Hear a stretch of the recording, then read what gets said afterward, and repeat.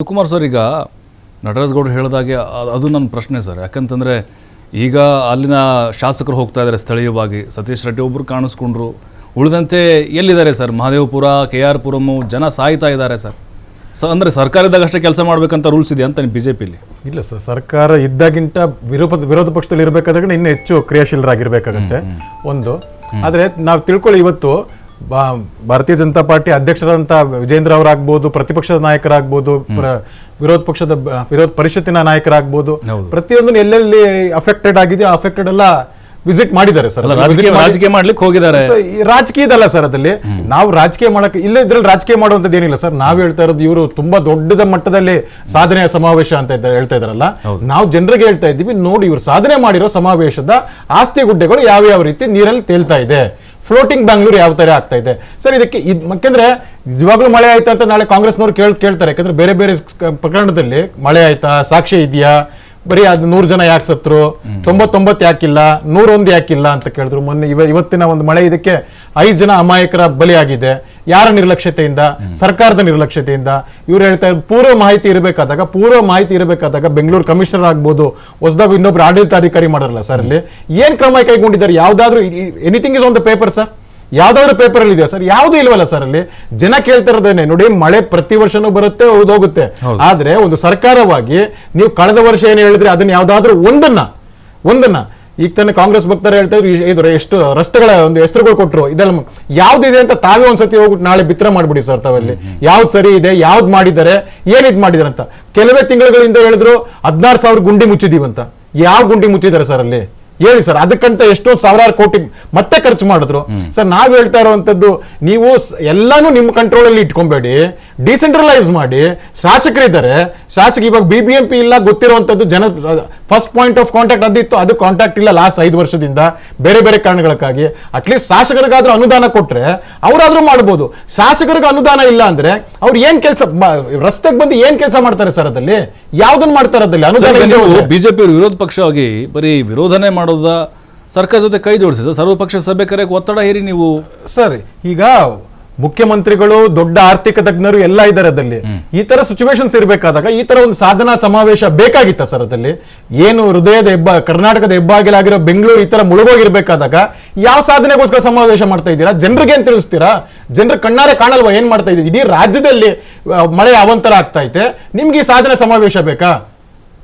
ಅದಕ್ಕೆ ಉತ್ತರನೇ ಇಲ್ಲ ಅವ್ರ ಹತ್ರ. ಆಮೇಲೆ ಒಬ್ಬ ಮುಖ್ಯಮಂತ್ರಿಗಳು ಸಂಭ್ರಮ ಸರ್, ಸೂತಕದಲ್ಲಿ ಸಂಭ್ರಮ ಮಾಡುವಂತದ್ದು, ಸಾವಿನ ಮೇಲೆ ಸಮಾವೇಶ ಮಾಡುವಂತದ್ದು ಅವರಿಗೆ ಸಲ್ಲುತ್ತೆ ಸರ್ ಅಲ್ಲಿ. ಯಾಕಂದ್ರೆ ಪ್ರತಿ ಸತಿನೂ 1 ನಿಮಿಷ ಸರ್, ಸಾವಿನ ಮೇಲೆ ಸಮಾವೇಶ ಮಾಡಿದ್ರೆ ನಸೀಮರು. ಆಮೇಲೆ ಒಬ್ಬ ಮುಖ್ಯಮಂತ್ರಿಗಳಾಗ್ಬೋದು, DCM ಆಗ್ಬೋದು, ಏನು ಮಾಡೆಲ್, ಕರ್ನಾಟಕ ಮಾಡೆಲ್ ಅಂತಾರಲ್ಲ, ವಾರ್ ರೂಮ್ ಮೇಲೆ ಕುತ್ಕೊಂಡು ನೀವೆಲ್ಲ ಮಾಡ್ತೀರಾ sir? You have to, unless and until ಮುಖ್ಯಮಂತ್ರಿಗಳು ಮತ್ತೆ DCM ಬೇರೆ ಬೇರೆ ಸಚಿವರು ಬರ್ದೇನೆ ಅಲ್ಲಿ ಕೆಲಸ ಮುಂದುವರಿಲಿಲ್ಲ ಅಂದ್ರೆ ನಿಮ್ಮ ಅಧಿಕಾರಿಗಳು ಎಷ್ಟು ನಿರ್ಲಕ್ಷ್ಯ ವಹಿಸಿದ್ದಾರೆ, ನೀವು ಬರೋವರೆಗೂ ಕಾಯ್ತಾ ಇದ್ದಾರೆ ಅಂತಂದಾಗ ನೀವು ಬಂದ್ರೆ ಕೆಲಸ ಆಗುತ್ತೆ ಅಂದ್ರೆ ಜನಸಾಮಾನ್ಯರು ಅವ್ರು ಕರೆ ಮಾಡಿದಾಗ ಅವ್ರು ಅದಕ್ಕೆ ಸ್ಪಂದಿಸ್ತಾರ ಸರ್? ಇಲ್ಲ.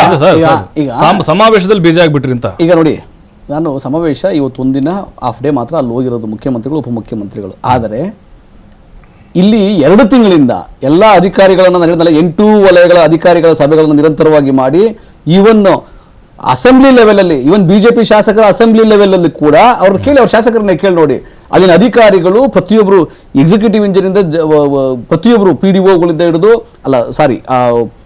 ಹೆಲ್ತ್ ಇನ್ಸ್ಪೆಕ್ಟರ್ ಇಂದ ಹಿಡಿದು ಪ್ರತಿಯೊಬ್ಬ ಅಧಿಕಾರಿಗಳು ಕೂಡ ಅಲ್ಲಿ ಸಭೆಗಳಲ್ಲಿ ಭಾಗವಹಿಸಿ ಮೀಟಿಂಗ್ಗಳನ್ನ ಮಾಡಿದ್ದಾರೆ. ಜನಪ್ರತಿನಿಧಿಗಳು ಅದರಲ್ಲಿ ಭಾಗವಹಿಸಿದ್ದಾರೆ, ಕೆಲವು ಕಡೆ ಭಾಗವಹಿಸದಲ್ಲೇ ಇರಬಹುದು. ಆದರೆ ಎಲ್ಲೆಲ್ಲಿ ಈ ತರ ಅನಾಹುತ ಆಗಬಹುದು ಅದೆಲ್ಲ ಮುಂಜಾಗ್ರತೆಯಿಂದ ಅಲ್ಲೆಲ್ಲ ಕ್ವಿಕ್ ರೆಸ್ಪಾನ್ಸ್ ಟೀಮ್ಗಳನ್ನ ಮಾಡಿದ್ದಾರೆ. ಕ್ವಿಕ್ ರೆಸ್ಪಾನ್ಸ್ ಟೀಮ್ ಅಂದ್ರೆ ಮಳೆ ನೀರು ತುಂಬಿಕೊಂಡದ ಅದು ನೀರು ತೆಗಿಬೇಕು, ಎಲ್ಲ ಕಂಬಗಳು ತೊಂದರೆ ಆಗ್ತದೆ ಬೆಸ್ಕಾಮಿಂದ ಅದಕ್ಕೆ ರೆಡಿ ಇರಬೇಕು, ಆಮೇಲೆ ಮರಗಳು ಯಾರು ಬೀಳ್ತಾವ ಅದಕ್ಕೆ ರೆಡಿ ಇರಬೇಕು. ಆ ಥರ ಕ್ವಿಕ್ ರೆಸ್ಪಾನ್ಸ್ ಟೀಮ್ ಮಾಡಿ ಎಲ್ಲಾ ತಂಡಗಳ ನಿರ್ವಹಣೆ ಬಿಟ್ಟಿದ್ದಾರೆ. ಆಮೇಲೆ ಎಲ್ಲೂ ಕೂಡ ಹಣಕಾಸಿನ ಕೊರತೆಯಿಂದ ಇದಾಗಬಾರ್ದು, ಅದಾಗಬಾರ್ದು, ತೊಂದರೆ ಆಗಬಾರ್ದು ಅಂತ ಹೇಳಿ ಉಪಮುಖ್ಯಮಂತ್ರಿಗಳು ನೇರವಾಗಿ ಅಧಿಕಾರಿಗಳಿಗೆ, ಆಡಳಿತಾಧಿಕಾರಿ, ಕಮಿಷನರ್ಗೆ ಜವಾಬ್ದಾರಿನ ಹೊಣೆಗಾರಿಕೆ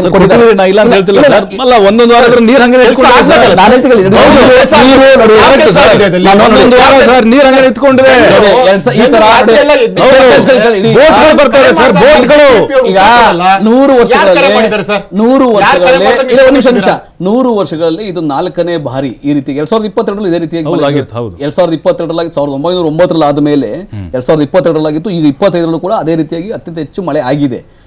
ನಮಗೆ ಮಳೆ ಆಗಿದೆ ಖಂಡಿತ. ಅದಕ್ಕೆ ಏನು ರೆಸ್ಪಾನ್ಸ್ ಬೇಕು, ಏನು ಸರ್ಕಾರ ಏನು ಕೆಲಸ ಮಾಡಬೇಕು, ಕಾಮಗಾರಿ ಏನು ಕೆಲಸ ಮಾಡಬೇಕು ಸಂಪೂರ್ಣವಾಗಿ ಮಾಡಿದೆ, ಮಾಡ್ತಾ ಇದೆ. ಇನ್ನು ಹೆಚ್ಚಾಗಿ ಒತ್ತು ಕೊಟ್ಟು ಎಲ್ಲೆಲ್ಲಿ ತೊಂದರೆ ಆಗಬಾರ್ದು ಅಂತ ಅದು ಮಾಡ್ತದೆ. ಅದು ನಾನು ಇಂಪಾರ್ಟೆಂಟ್ ಏನು ಹೇಳ್ತಾ ಇದ್ದೆ ಗೊತ್ತಾ, ಸಾವಿನ ಮೇಲೆ ಸಮಾವೇಶ ಮಾಡೋದು ಯಾರು ಗೊತ್ತಾ, ಬಿಜೆಪಿಯವರು. ಅಲ್ಲಿ ಪೆಹಲ್ಗಾಮಲ್ಲಿ ಅಲ್ಲಿ ಸಾವಾಗಿದ್ದಾಗ ಇವರು ಬಿಹಾರಲ್ಲಿ ಚುನಾವಣಾ ಪ್ರಚಾರ ಮಾಡ್ತಾ ಇದ್ರು ಪ್ರಧಾನಮಂತ್ರಿಗಳು ಅಲ್ಲಿ ಚುನಾವಣಾ ಪ್ರಚಾರ ಮಾಡ್ತಾ ಇದ್ರು. ಅಲ್ಲಿ ಸಾವಾಗಿದೆ, ಸರ್ವಪಕ್ಷಗಳ ಸಭೆ ಆಗ್ತಾ ಇದ್ರೆ ಪ್ರಧಾನಮಂತ್ರಿಗಳು ಪಲಾಯನ ಮಾಡಿದ್ರು, ಸರ್ವಪಕ್ಷ ಸಭೆಗೆ ಮೀಟಿಂಗ್ ಬಂದಿರಲಿಲ್ಲ ಅವರು, ರಾಜನಾಥ್ ಸಿಂಗ್ ಅಟೆಂಡ್ ಮಾಡಿದ್ರು. ಈ ರೀತಿಯಾಗಿ ಸಾವಲ್ಲಿ ಸಮಾವೇಶ ಮಾಡೋದು, ಸಂಭ್ರಮ ಪಡೋದು ಬಿಜೆಪಿಗರು. ನಾವು ಸಂಕಷ್ಟದಲ್ಲಿ ಜನಗಳ ಜೊತೆ ನಿಂತುಕೊಂಡು ಕೆಲಸ ಮಾಡುವಂಥದ್ದು ಕಾಂಗ್ರೆಸ್ ಸರ್ಕಾರ. ಎಲ್ಲ ಅಧಿಕಾರಿಗಳಿಗೂ ಏನು ಅವ್ರಿಗೆ ಏನು ಬೇಕು, ಶಕ್ತಿ ಸಾಮರ್ಥ್ಯ ಬೇಕು, ಅವ್ರಿಗೆ ಏನೇನು ಸಹಾಯ ಬೇಕು, ಧನ ಬೇಕು, ಅದೆಲ್ಲ ಸರ್ಕಾರ ಒದಗಿಸಿಕೊಟ್ಟಿದೆ. ಸರ್ಕಾರದಲ್ಲಿ ಕೂಡ ಉಪಮುಖ್ಯಮಂತ್ರಿಗಳು ಎಸ್ಪೆಷಲಿ ಬೆಂಗಳೂರಿನ ಉಸ್ತುವಾರಿ ಅವರೇ ಆಗಿರೋದ್ರಿಂದ ಜವಾಬ್ದಾರಿ ತೆಗೆದುಕೊಂಡು ಎಲ್ಲ ನಿರ್ವಹಣೆ ಮಾಡ್ತಾ ಇದ್ದಾರೆ. ಇನ್ನೂ ಹೆಚ್ಚಿನ ಮಟ್ಟದ ನಿರ್ವಹಣೆ ಆಗುತ್ತೆ. ಕೇಂದ್ರ ಸರ್ಕಾರ ಸಹಯೋಗ ಕೂಡ ಬೇಕಿದೆ. ಈ 3 ಜನ ಸಂಸದರು ನಾಪತ್ತೆ ಆಗಿದ್ದಾರಲ್ಲ, ಅವ್ರನ್ನು ಕೂಡ ನಾವು ಹುಡುಕೊಂಬರ್ಬೇಕಿದೆ. ಅದನ್ನು ಕೆಲಸ ನಾವು ಮಾಡ್ತೀವಿ. Yes sir. Sir Yadukumar sir, ಈಗ ಸರ್ಕಾರಕ್ಕೆ ಹಣ ಸಾಕಾಗ್ತಿಲ್ವಾ ಅಂತ, ಅಂದ್ರೆ ಹಣನೇ ಇಲ್ವಾ ಬೆಂಗಳೂರು ಅಭಿವೃದ್ಧಿ ವಿಚಾರವಾಗಿ ಸಂದರ್ಭದಲ್ಲಿ ಅಂತ? ಸರ್, ಸರ್ಕಾರ ಜನರು ಕಟ್ಟಿರೋ ಟ್ಯಾಕ್ಸ್ ಸಾಕಷ್ಟಿದೆ ಸರ್. ಅಲ್ಲಿ ಪಾಪ ಕೇಂದ್ರ ಸರ್ಕಾರ ಇರುವಂತ ಯಾರಂತಾರೆ ರಾಜಕಾರಣಿಗಳು, ಉಪಮುಖ್ಯಮಂತ್ರಿ ಅವ್ರಿಗೇನೆ ಸಾಲ್ತಾ ಇಲ್ಲ ಅದಲ್ಲಿ. ಹೇಳ್ತಾರೆ ಇವರು ಕೇಂದ್ರ ಸರ್ಕಾರ ಪುರಸ್ಕೃತ ಯೋಜನೆಗಳಿಗೆ ಕರ್ನಾಟಕದಲ್ಲಿ ಬೆಂಗಳೂರು ಸ್ಪೆಸಿಫಿಕ್ ಆಗಿ ಯಾವ್ದು ಮಾಡಿದ್ದಾರೆ ಅಂತ ನೋಡಿ ಸರ್. ಒಂದು ಓಸಿ ಸರ್ಟಿಫಿಕೇಟ್ ಕೊಟ್ಟಿಲ್ಲ, ಮಾಡಿರುವಂತ ಸರ್ಟಿಫಿಕೇಟ್ ಕೊಟ್ಟಿಲ್ಲ, ಯಾವ್ದಂತ ಇದಿಲ್ಲ. ಮತ್ತೆ ಇವ್ರೆ ಸಬರ್ಬನ್ ರೈಲ್ವೇಸ್ ಮಾಡಿದಾಗ ಅದಕ್ಕೆ ವಿರೋಧ ವ್ಯಕ್ತಪಡಿಸಿದ್ದಾಗಬಹುದು, ಬೇರೆ ಬೇರೆ ಇದ್ರಲ್ಲಿ ವ್ಯಕ್ತಪಡಿಸಿದಾಗ ನಮ್ಮದೇ ಪ್ರಾಜೆಕ್ಟ್ ಅದು. ನಮ್ಮದೇ ಪ್ರಾಜೆಕ್ಟ್. ಖರ್ಗೆ ಇದ್ದಾಗ, ಖರ್ಗೆ ಅವರು ಅಲ್ಲಿ ರೈಲ್ವೆ ಸಚಿವರಾಗಿದ್ದಾಗ ಇಲ್ಲಿ ಪ್ರೊಫೆಸರ್ ರಾಜೀವ್ ಗೌಡ್ರು ಮಾಡಿಸಿದ್ದೆ ನಾವು. ಸಬರ್ಬನ್ ರೈಲ್ ಮಾಡಿಸಿದೆ ನಾವು. ಎಲ್ಲ ತುಂಬಾ ಏನಂತಾರೆ ವೇಗಗತಿಯಲ್ಲಿ ಮಾಡ್ತೀವಿ ಅಂತ. ಬೆಂಗಳೂರಿನಲ್ಲಿ ತಾವು ಮಾಧ್ಯಮವಾಗಿ ಒಂದ್ಸತಿ ಸುತ್ತಾಡ್ಕೊಂಡ್ ಬಂದಾಗ ಗೊತ್ತಾಗುತ್ತೆ, ಯಾವ್ದಾದ್ರು ಒಂದ್ ಇವ್ರು ತುರ್ತಾಗಿ ಅಟೆಂಡ್ ಮಾಡಿರುವಂತ ಕುತ್ಕೊಂಡು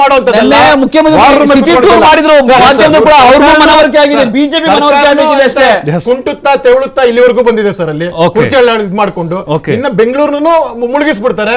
ಮುಳುಗಿಸ್ಬಿಟ್ಟು ಅದನ್ನ ಫ್ಲೋಟಿಂಗ್ ಬೆಂಗಳೂರು ಅಂತ ಇಂಟರ್ನ್ಯಾಷನಲ್ ಗೆ ತೋರಿಸ್ಬೇಕನ್ನೋದನ್ನೇ ತೇಲ್ತಾ ಇರುವಂತದ್ದು ಶಿವಕುಮಾರ್ ಅವರ ಕಲ್ಪನೆ. ನಟರಾಜ್ ಗೌಡ್ರೆ, ಕೊನೆಯದಾಗಿ ನೀವು ಕಾಂಗ್ರೆಸ್ ಹೋಗ್ತಾರ ಹೇಳ್ತಿರೋ ಅಥವಾ ಜನಸಾಮಾನ್ಯರಾಗಿ ಹೇಳ್ತಿರೋ ನಮ್ಮ ಬೆಂಗಳೂರು ಜನರಿಗೆ ಸದ್ಯಕ್ಕೆ ಆ ಭರವಸೆ ಮಾತುಗಳು ಹೇಗಂತಂದ್ರೆ ಅದು ಬಾಯಿ ಮಾತು ಬೇಡ ಸರ್, ಒಂದು ಆಶ್ವಾಸನೆ ನಡೀತೀವಿ ಅಂತ ಹೇಳ್ತಾ ಇದ್ದೀರಿ ಸರ್. ಇದಕ್ಕೆ ಮುಕ್ತಿ ಇದೆಯಾ ನಿಮ್ಮ ಸರ್ಕಾರದ ಅವಧಿಯಲ್ಲಿ ಆಗುತ್ತಾ ಸರ್? ನೋಡಿ, ಎಲ್ಲಾ ವಲಯಗಳಲ್ಲಿ ಬಿಬಿಎಪಿ ಎಲ್ಲಾ ವಾರ್ಡ್ಗಳಲ್ಲಿ ಅಲ್ಲಿ ಅಧಿಕಾರಿಗಳ ಮೊಬೈಲ್ ನಂಬರ್ ಅನ್ನ ಪಬ್ಲಿಕ್ ಡಿಸ್ಪ್ಲೇ ಮಾಡಿದೀವಿ. ಎನಿ ಸ್ಮಾಲೆಸ್ಟ್ ಒಬ್ಬರಿಗೆ ತೊಂದರೆ ಆಗಿಲ್ಲ, ಎಲ್ಲ ಮುಗಿದ ಮೇಲೆ ಬರ್ತಾರೆ ಸರ್. ಹಂಗಿಲ್ಲ 30 ನಿಮಿಷಗಳಲ್ಲಿ ಎಂತಹ ದುರಂತ ಇದು ಕೂಡ, ಎಂತಹ ಕಷ್ಟ ಇದು ಕೂಡ 30 ನಿಮಿಷಗಳಲ್ಲಿ ರೆಸ್ಪಾನ್ಸ್ ಮಾಡಲೇಬೇಕು. ಸರ್ಕಾರ ಸ್ಪಂದಿಸ್ತಾ ಇದೆ, ಬಿಬಿಎಂಪಿ ಸ್ಪಂದಿಸ್ತಾ ಇದೆ. ರಾಜ್ಯದ ಮಟ್ಟಿಗೆ ಕೇಂದ್ರ ಸರ್ಕಾರ ಸತ್ತೋದಂಗಾಗಿದೆ. ಬಿಜೆಪಿ ಸಂಸದರು ನಾಪತ್ತೆ ಆಗಿದ್ದಾರೆ. ಇದು ಇರುವುದು. ಆದ್ರೆ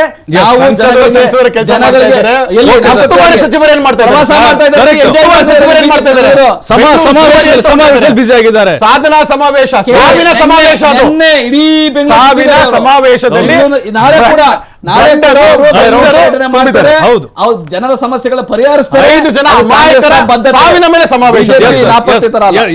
ನಟರಾಜ್ ಗೌಡ್ರೆ, ಥ್ಯಾಂಕ್ ಯು ಭಾಗವಹಿಸೋದಕ್ಕೆ. ಎದುರುಗೌಡ್ರೆ, ಥ್ಯಾಂಕ್ ಯು ಭಾಗವಹಿಸೋದಕ್ಕೆ. ನೋಡ್ತಾ ಇದ್ದೀವಿ ನಾವು, ಸರ್ಕಾರ ಭರವಸೆಯನ್ನು ಕೊಡ್ತಾ ಇದೆ, ನಿಮ್ಮ ಜೊತೆಗೆ ನಾವಿದ್ದೀವಿ ಅಂತ ಹೇಳ್ತಾ ಇದೆ. ಬಟ್ ಕಾದು ನೋಡ್ಬೇಕು, ಯಾಕಂದ್ರೆ 2-3 ದಿನದಿಂದ ನೋಡ್ತಾ ಇದ್ದೀವಿ, ಎಲ್ಲ ಮಾಡಿದ್ದೀವಿ ನಾವು, ಈ 24/7 ಜನರ ಜೊತೆಗೆ ಇದ್ದೀವಿ ಅಂತ ಹೇಳ್ತಾ ಇದ್ದಾರೆ.